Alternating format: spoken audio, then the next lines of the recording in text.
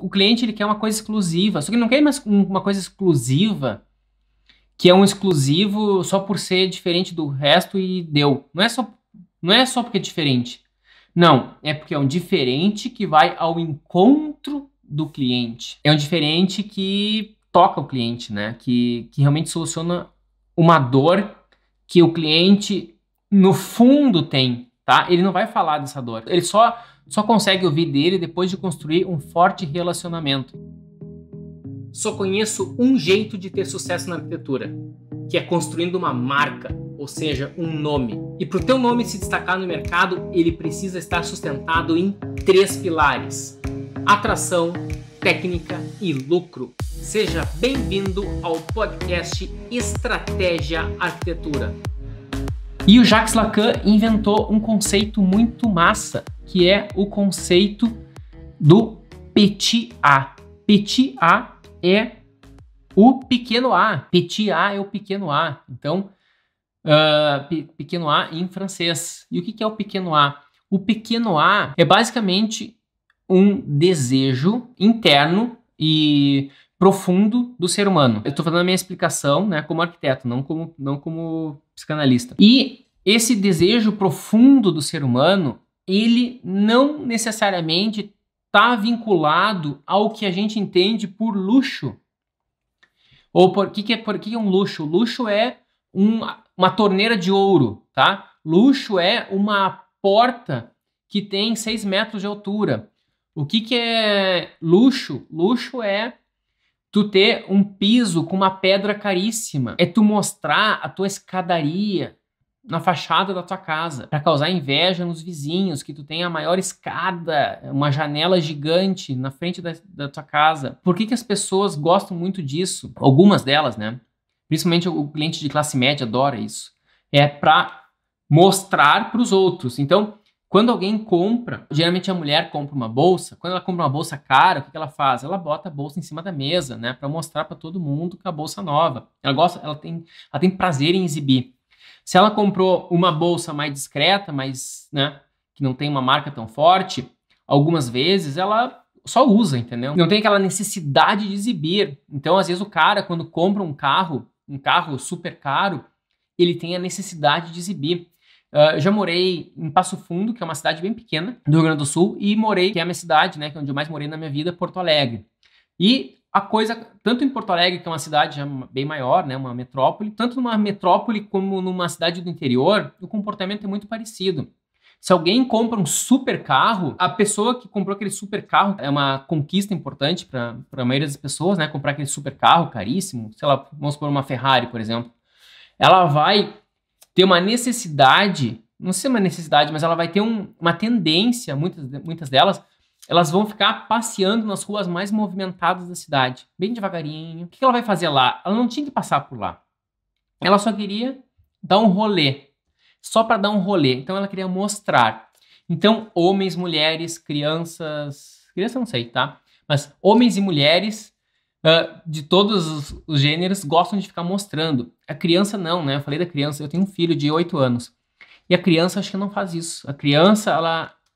Pelo menos quando ela tá bem novinha, ela não tem essa necessidade de mostrar. A criança, ela mergulha. Ela simplesmente brinca. E se ela não tá curtindo o brinquedo, ela abandona. O que a criança faz é, se ela ganha uma coisa muito legal, ela quer depois retribuir para ti, de alguma maneira, tá? Como uma maneira de gratidão. E eu acho que o Lacan, né, o Jacques Lacan, quando desenvolveu essa teoria do petit A, eu acho que tem muito essa questão de tu resgatar aquilo que é a tua verdadeira essência. E essa tua verdadeira essência realmente vem muito da tua infância, realmente, né?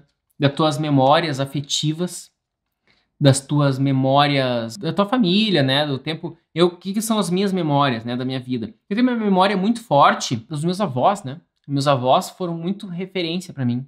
Principalmente 2 deles. O meu avô paterno e a minha avó materna, né? Então, um de cada lado da família. E o que o meu avô paterno me ensinou muito, né? Ambos já morreram. Meu avô paterno me ensinou muito, tem uma lembrança muito viva disso, de curtir a vida. O meu avô paterno, é um símbolo para mim de curtir a vida. Ontem eu vi uma foto, né? Meu irmão acabou botando no grupo de WhatsApp da família uma foto do meu avô dançando com uma vassoura virada, uma foto preta e branca do meu avô, né? Então, ele sempre gostou de festa, sempre foi festeiro, ele era piloto da Varig. Varig era uma companhia antiga de aviação, então ele viajava para vários lugares, era piloto de avião. Então eu imagino que antigamente ser piloto de avião era como ser piloto de Fórmula 1, né? Era uma loucura. Então, o que é um piloto de avião, né? Piloto de avião é um cara, principalmente antigamente, né, onde a segurança era menor, ele tinha uma postura muito forte de querer, de ousar. E talvez essa postura dele foi o que plantou em mim uma vontade de sempre querer mais. E a ponto de eu sair de Passo Fundo, que é uma cidade pequena do interior do Rio Grande do Sul, ir para Porto Alegre, sair de Porto Alegre e ir para a Itália, depois sair da Itália e ir para Londres, depois sair de Londres, voltar para o Brasil, depois do Brasil de novo voltar para Londres e assim por diante. Então, essa questão de ousar e querer mais e sempre curtir a vida, acho que isso é muito forte do meu avô. E então isso é um valor. Isso tá nos meus conceitos de PTA. E a minha avó é o contrário. A minha avó é um conceito de simplicidade. Ela é genial no conceito de família e simplicidade. A minha avó é italiana, no caso. Então, esse tipo de conceito, isso tá no meu PTA. Independe do que as grandes marcas vão tá, digamos, empurrando como produto. Moral da história, cada um tem o seu PTA. Cada um, e é individual, tá? E daí, quando tu recebe um cliente, tu tem que saber ler e estimular esse PTA de cada cliente. Só que ele não vai abrir o jogo, tu não vai conseguir captar isso em uma ou duas reuniões com ele. Isso é um processo que vai demorar mais tempo. Esse processo são muitas conversas com o cliente até que vai chegar um dia, um momento em que tu vai começar a sacar o que ele realmente curte. Essas são as dores que nem mesmo o teu cliente tem consciência que tem. São as dores inconscientes. Qual que é a dor inconsciente? A dor inconsciente, ou seja, que ele não tem consciência. A dor que ele nem sabe que tem, mas ele não sabe. Essa dor que ele não sabe que tem é a dor que ele tem que resgatar o seu PTA, a sua essência. Como é que o cliente geralmente chega?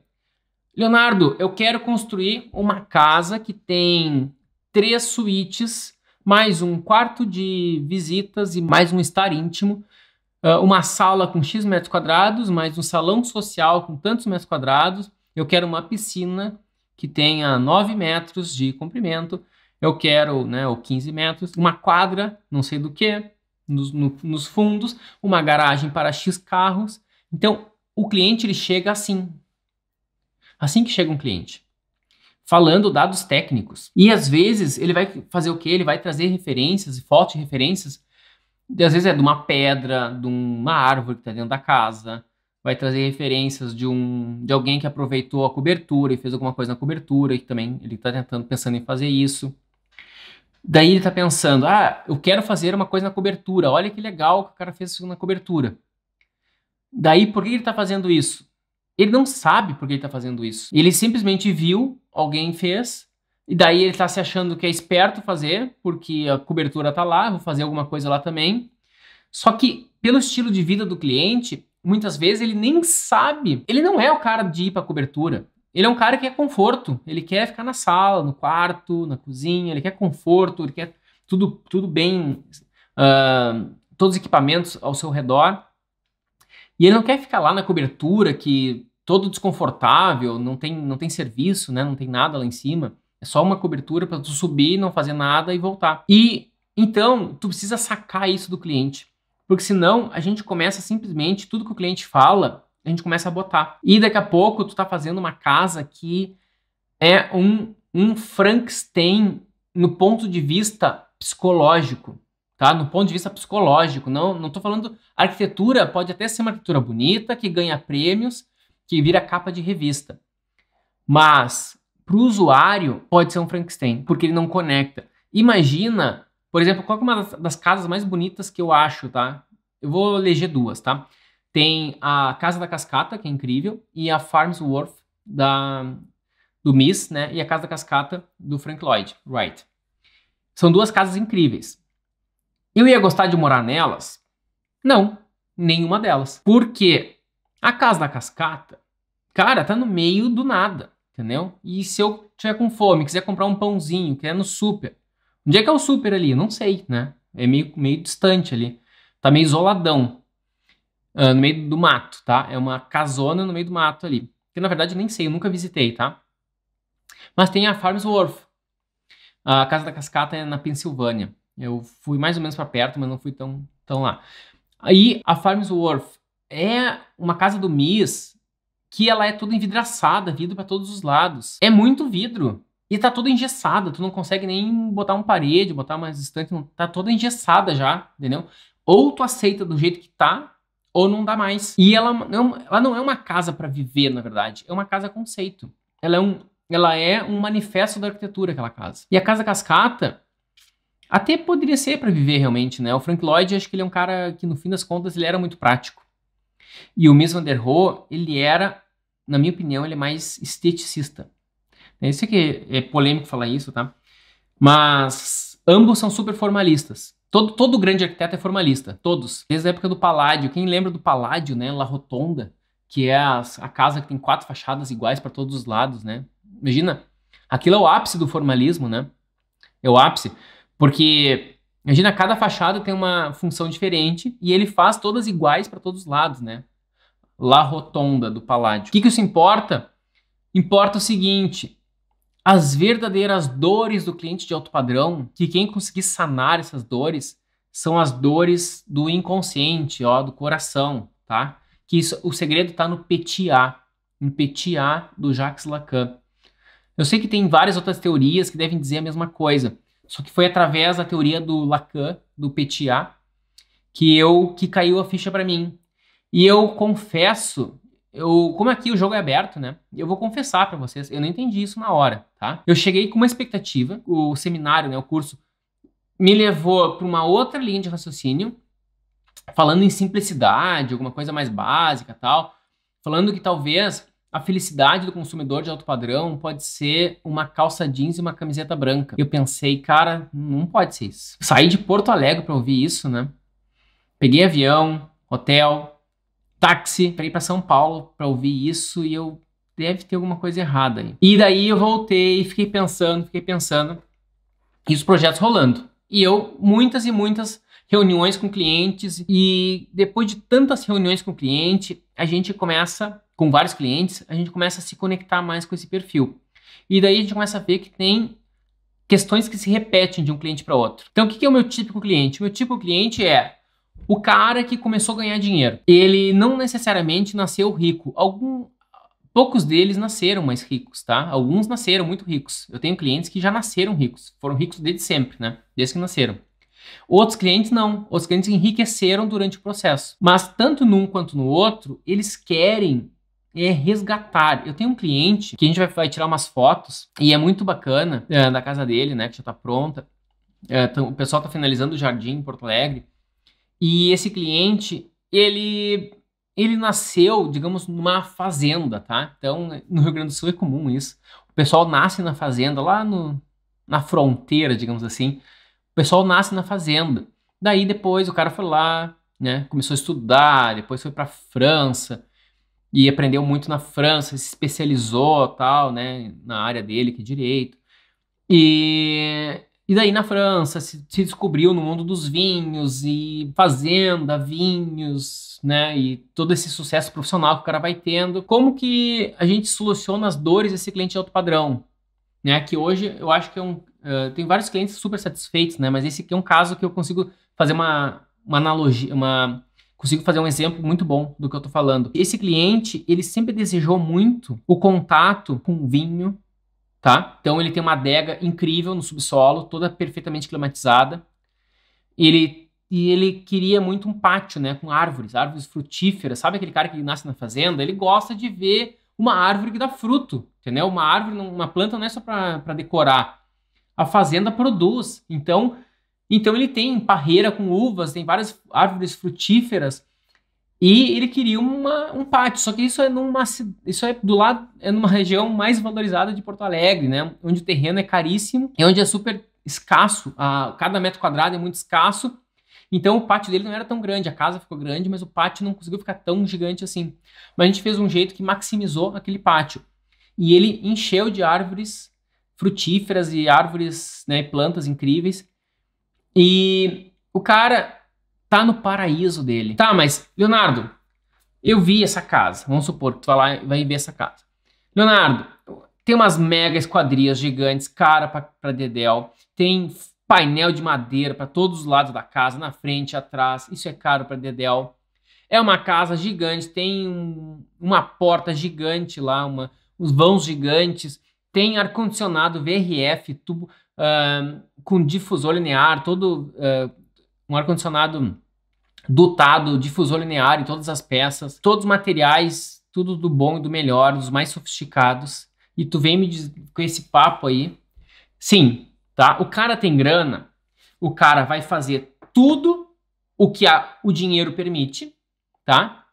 Mas, paralelo a isso, o arquiteto que quer fornecer um serviço de excelência, olha essa palavra, tá?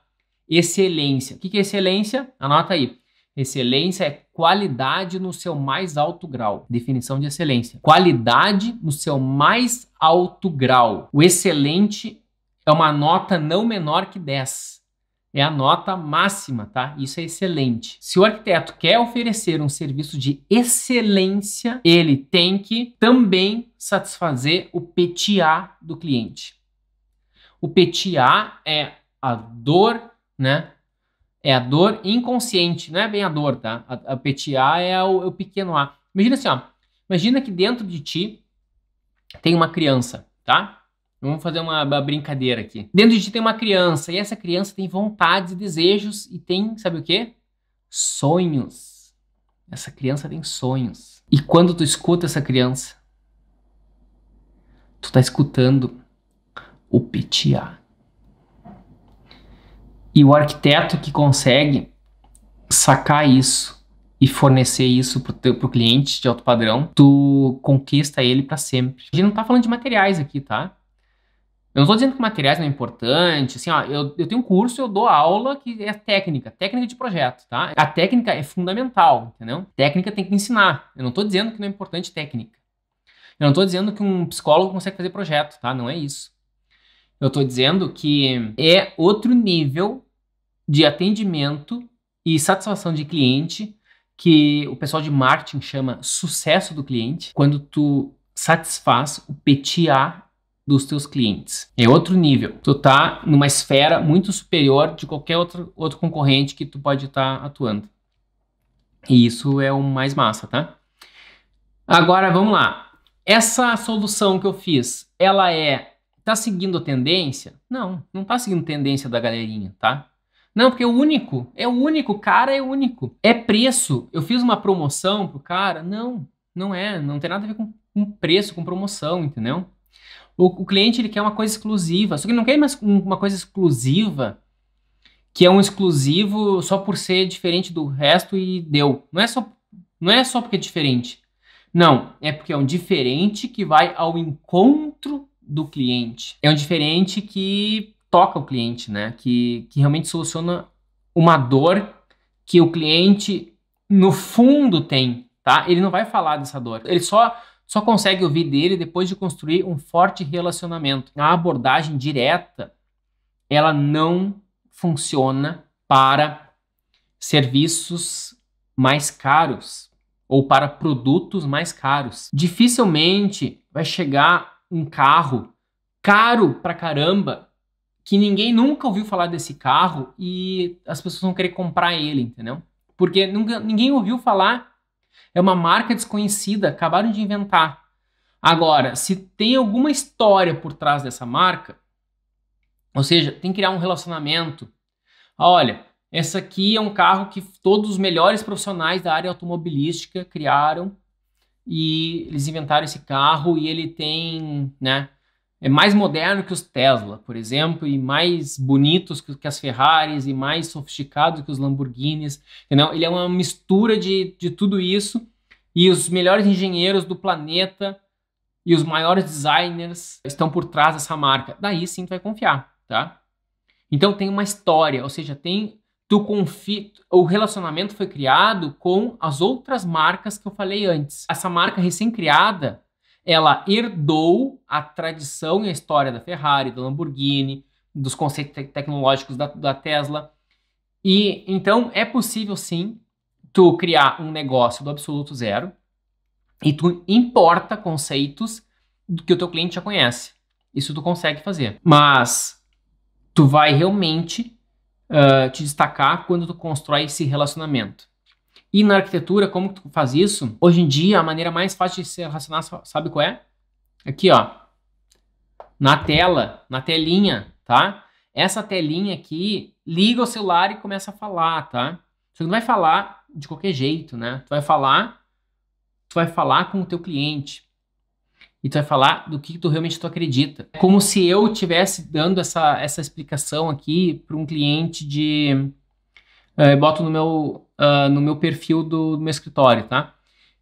Daí, um cliente de alto padrão, ele vai... Olha só, olha como eu crio um relacionamento muito forte. Se um cliente de alta renda, ele vai clicar, vai tentar assistir esse meu vídeo, e ele vai ver o arquiteto falando, ele tá com a expectativa de que eu apresentar questões técnicas de projeto. Olha, a importância de contratar um arquiteto, porque o arquiteto vai ter um projeto melhor detalhado, e um projeto melhor detalhado vai dar uma obra que sem dor de cabeça, e por isso você deve contratar um arquiteto para isso. Essa é um ponto de vista, entendeu? É um ponto de vista verdadeiro e tal. Mas, técnico, o cliente meio que já sabe, entendeu? Ele já viu mais, já tem outros falando isso. Não é um discurso único, não é um discurso inovador. Agora, se eu falo do conceito de PTA e o cliente, ele começa, com toda a argumentação que eu fiz, esse vídeo mais longo, ele começa a pensar que dentro dele realmente tem desejos, ele tem oportunidade de agora, na casa nova dele, no novo apartamento dele, na empresa nova que ele vai fazer, que ele precisa de um arquiteto, na indústria nova que ele vai fazer, ele vai botar conceitos, por exemplo, o industrial, tá? O industrial... Às vezes ele é industrial porque ele viu o vô dele fazendo coisas quando ele era criança, depois o pai dele também fazia, e tinha uma rotina tal, e aquilo gerou... aquilo é o princípio, é o coração da indústria da família, tá? E agora ele herdou aquela indústria gigante, e ele precisa construir mais coisas, ampliar, fazer refeitórios e tal, e ele vai trazer os conceitos. Vamos supor assim, ó, o vô dele conseguiu fazer uma indústria gigante, porque ele tinha um grande respeito pelos funcionários. Ele botou como regra número 1. Então, quando ele consegue ativar tudo isso nele, tu consegue lembrar que isso é o coração do negócio da família, que agora ele está assumindo, ele pode fazer com que o novo refeitório da indústria seja um refeitório ícone, entendeu? Um refeitório super legal, que deixe os funcionários super felizes e satisfeitos em trabalhar lá, e que isso vai aumentar muito a lucratividade da indústria, tá? Quando os funcionários são muito felizes, a empresa produz muito mais. E às vezes, tu precisa de um estímulo disso. É um exemplo prático, tá? De como tu pode usar essa técnica para estimular questões que vêm lá do passado para o teu cliente botar desde já no projeto, né? Isso vai dar um resultado incrível, tá? Então, galera, para casas já dei exemplo, né? Isso pode funcionar mesmo, isso serve para qualquer área mesmo, tá? Para qualquer área. É como tu tá resgatando os valores individuais do teu cliente, o que ele realmente acredita, o que ele realmente deseja, e deixa faz o cliente esquecer um pouco tudo o que está acontecendo ao redor. Tu tenta blindar o cliente, né? Tentar isolar. Vamos dar um tempo, vamos parar de discutir o que tem lá fora acontecendo e vamos começar a olhar para o projeto e para vocês aqui que estão aqui na mesa, aqui, né? No caso é o cliente que está... e para vocês cliente, né? Então é o projeto e a vontade de vocês, tá? Quando tu consegue isolar o cliente do restante, tu começa a entrar naquilo que eu chamo na área mágica dos projetos, que é a área da onde verdadeiramente vem a inovação. O cliente vai começar a desejar coisas que tu não sabe a resposta. Tu não sabe como fazer. As casas mais criativas que eu já fiz na minha vida, que eu mais tenho orgulho do resultado, assim, que eu vejo, nossa, cara, como que eu consegui fazer isso? Foi as casas que me tiraram da zona de conforto. Porque o cliente pedia coisas e eu pensei, tá, eu até consigo fazer tecnicamente, né? Tecnicamente é fácil de fazer, mas deixar isso bonito que vai ser complicado. E isso foi o que mais me mexeu comigo, né? Então, se isso acontecer, vai ter um pouco de desconforto para ti, mas vai ser fundamental porque tu vai inovar. E a inovação é o coração do teu negócio. Leonardo, mas se cada cliente tem sua dor, como podemos fazer marketing trabalhando as dores? Olha, boa pergunta.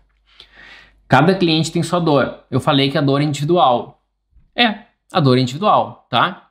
Uma das dores do cliente é os arquitetos não atendem suas dores individuais, tá? Ou seja, ele precisa de um serviço mais customizado. O que eu tô falando, tem dois níveis essa resposta, tá? Vou dar a resposta em dois níveis. Primeiro, esse trabalho que eu tô falando é um trabalho que demanda maior dedicação. Ou seja, mais horas. Não é em uma ou duas reuniões que tu vai conseguir fazer. São várias conversas que tu vai fazer com o teu cliente e tu vai estar atento. Tu não vai conseguir delegar. Às vezes é tu mesmo que vai ter que fazer, entendeu? Ou vai ter que ter alguém muito fera da tua equipe.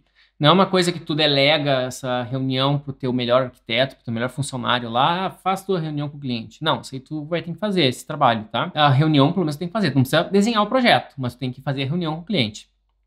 E para ter esses insights. Então, e como é uma coisa que toma a tua hora e o teu tempo, tu tem que cobrar caro, tá? Então, todo mundo precisa do melhor serviço do mundo. Só que quem tem condição de pagar pelo melhor serviço do mundo é o cliente de alta renda. É o cliente de alto padrão. Por isso que a arquitetura, na sua plenitude, né, a arquitetura, o serviço completo da arquitetura, eu realmente acredito que a gente consegue fornecer para o cliente de alto padrão. Alguém que vai querer fazer uma casinha simples, que tem só 5 mil reais para investir num projeto, eu não tenho como fazer tudo isso. Eu não tenho como fazer um super projeto que vou me dedicar meses nisso e dedicar o meu próprio tempo e me pagar a equipe para isso. E não vai dar, entendeu? Então, um projeto assim vai custar muito mais. E tu vai ter, depois, com o tempo, tu vai saber orçar, né, um projeto desse, né? Então, primeira coisa, é um serviço mais individual, sim, tá? Como é que tu vai fazer o teu marketing? Eu fortemente aconselho tu focar no público de alto padrão. Vamos supor que tu venda um projeto de 100 mil reais, tá? Uma casa só. Eu acho que é mais interessante tu fazer uma única casa com um projeto de 100 mil reais do que tu fazer 5 casas que tu cobrou 20 mil cada uma, tá? Casas, digamos, classe média. Daí tu ficou... Aqueles cinco clientes vai te demandar muito tempo de reunião. Cada cliente quer uma coisa diferente. Quando tu for estudar código de obras, prefeitura, exigência do condomínio, tudo, tu tem que estudar 5 vezes isso. Então muitas das coisas tu trabalha 5 vezes mais. Não em tudo. Em boa parte delas, tu vai trabalhar 5 vezes mais.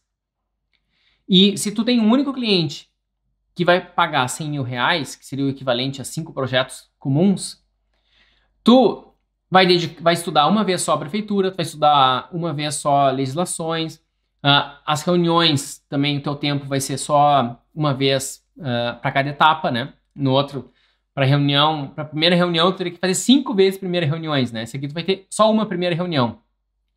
Vai ter mais reuniões nesse projeto grande? Sim, vai ter mais reuniões que tu vai conseguir te conectar melhor com esse cliente. Um cliente que quer uma casa baratinha, teoricamente, a gente devia fazer poucas reuniões. Só que acho que tem gente aqui que vai dizer, Leonardo, eu vendo projeto bem barato e o cliente não solta do meu pé e me liga toda hora. E eu toda hora tô fazendo e mudando e redesenhando para o cliente.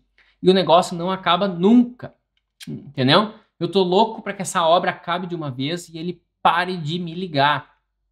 Se tu tá vivendo isso, significa o seguinte: Tu tá, teoricamente, até vendendo um serviço de alto padrão para ele, só que ganhando um valor, um preço, tu tá ganhando os teus honorários são de baixo padrão ou médio padrão.